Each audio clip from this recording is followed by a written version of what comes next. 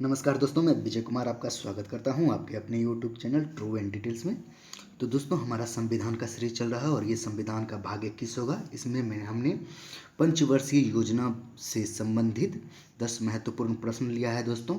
और ये सीरीज 3 भाग में हो सकता है दोस्तों।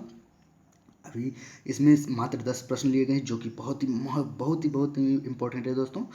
तो चलिए स्टार्ट करते हैं आज का हमारा संविधान का भाग 21। तो हमारा पहला क्वेश्चन है, पहली पंचवर्षीय योजना संसद में किस तिथि को पेश किया गया? 1 26 जनवरी, 2 14 नवंबर, 3 8 दिसंबर। तो याद रखिएगा दोस्तों, मैंने तिथि पूछा है ना कि वर्ष। तो इसका आंसर होगा दोस्तों ऑप्शन 3 8 दिसंबर को पेश किया गया था संसद में। तो चलिए जानते हैं इसके बारे में विस्तार से। भारत के प्रथम प्रधानमंत्री पंडित जवाहरलाल नेहरू ने 8 दिसंबर 1951 को संसद में पहली पंचवर्षीय योजना को पेश किया।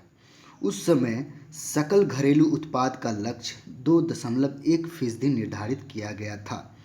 इसमें कृषि क्षेत्र पर विशेष जोर दिया गया।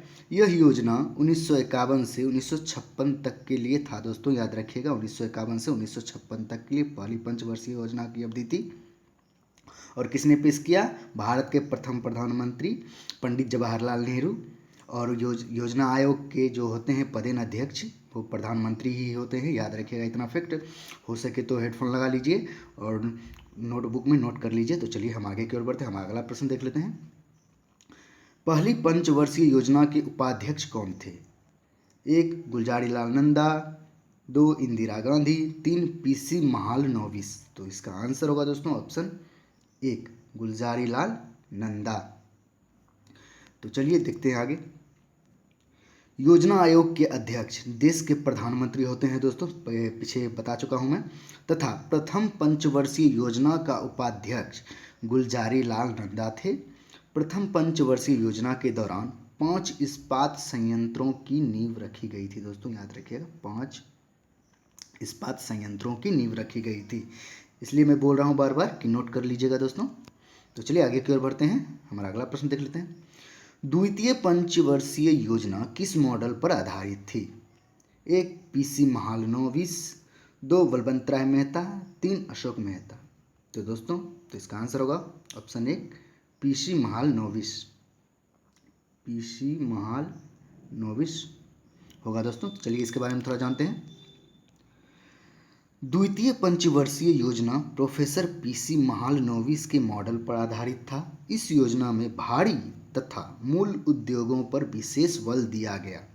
दूसरी पंचवर्षीय योजना के तहत आवंटित कुल राशि 4800 करोड़ रुपए थी दोस्तों, याद रखिएगा। अमाउंट 4800 करोड़ थी, याद रखिएगा। और ये तो याद रखिएगा जरूर, ये क्वेश्चन आंसर जो है कि किस मॉडल पर आधारित थी?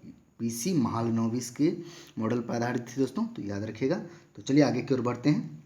हमारा अगला प्रश्न देख लेते हैं। द्वितीय पंचवर्षीय योजना का कार्यकाल कब तक रहा? 1 1956 से 1961, 2 1955 से 1960, 3 1952 से 1957। तो इसका आंसर होगा दोस्तों ऑप्शन 1 1956 से 1961 तक द्वितीय पंचवर्षीय योजना का कार्यकाल रहा है दोस्तों। तो चलते हैं आगे, कुछ जान लेते हैं इसके बारे में।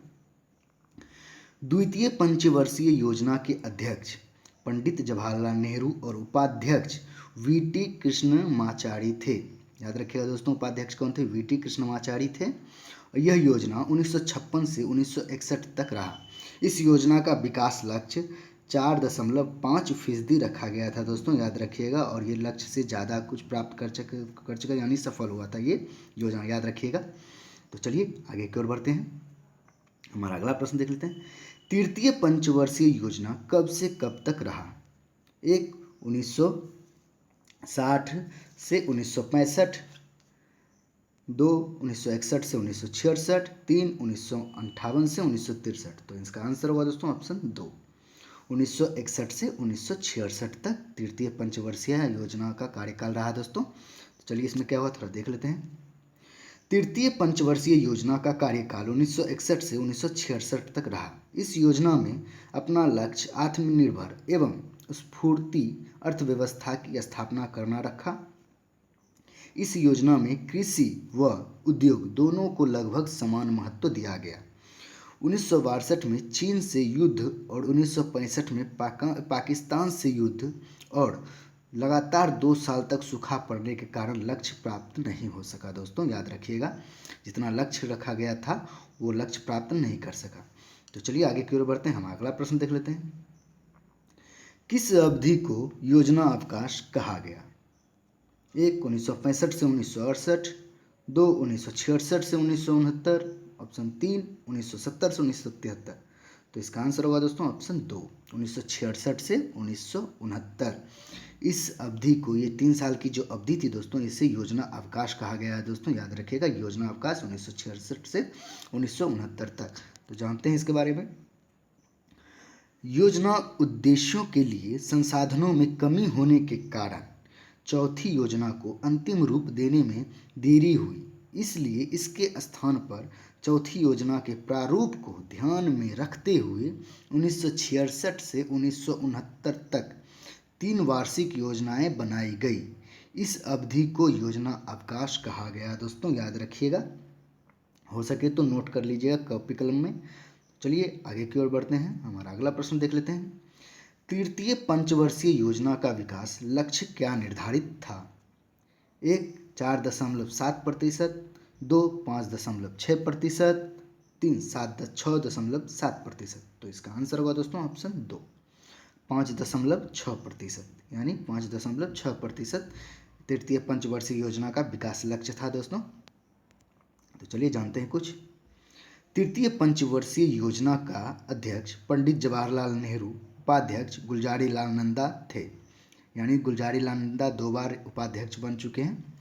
इस योजना में अपना लक्ष्य 5.6% निर्धारित किया, लेकिन प्राप्त हुआ मात्र 2.84%, जो इस योजना की असफलता को दर्शाती है। इसका 3 मुख्य कारण थे दोस्तों। तो चलते हैं कौन कौन कारण थे।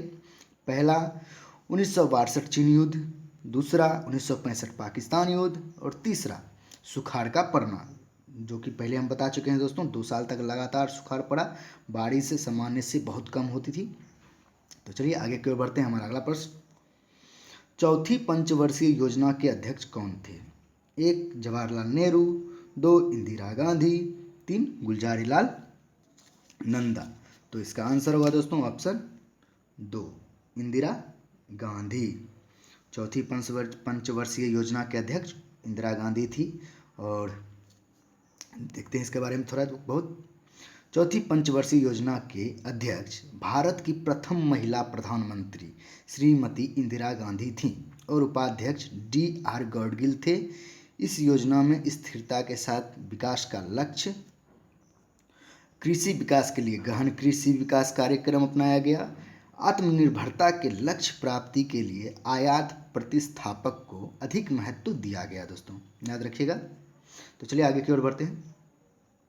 निम्नलिखित में कौन सा चौथी पंचवर्षीय योजना का मूल्य उद्देश्य था? 1 आत्मनिर्भरता की अधिकाधिक प्राप्ति, 2 कृषि, 3 मूल उद्योग। तो इसका आंसर होगा दोस्तों ऑप्शन 1 आत्मनिर्भरता की अधिकाधिक प्राप्ति। तो चलिए जानते हैं इसके बारे में कुछ। चौथी पंचवर्षीय योजना के मूल उद्देश्य निम्नलिखित थे दोस्तों। पहला स्थिरता के साथ आर्थिक विकास, दूसरा आत्मनिर्भरता की अधिकाधिक प्राप्ति, और आत्मनिर्भरता के लक्ष्य की प्राप्ति के लिए आयात प्रतिस्थापन को अधिक महत्व दिया गया था दोस्तों इस योजना में, जिसके कारण ये अपने लक्ष्य तक नहीं पहुंच पाया था दोस्तों, याद रखिएगा। तो चलिए आगे की ओर बढ़ते हैं, हमारा लास्ट प्रश्न देख लेते हैं।